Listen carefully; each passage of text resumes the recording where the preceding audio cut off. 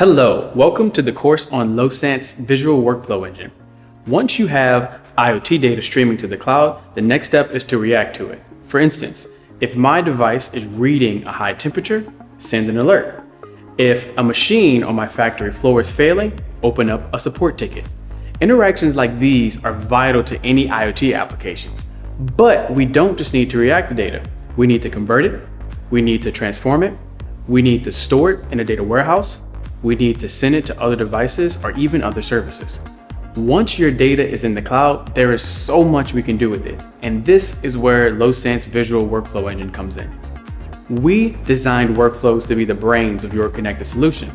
Using our drag and drop editor, you can pretty much build every interaction your application needs to perform right from within a workflow.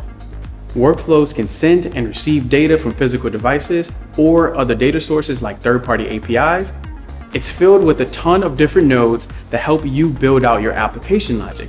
There is even support for custom nodes, just so you can extend the workflow engine even further. So, what can you expect in this course? Throughout this course, you can expect to get really familiar and gain a deep understanding of the workflow engine.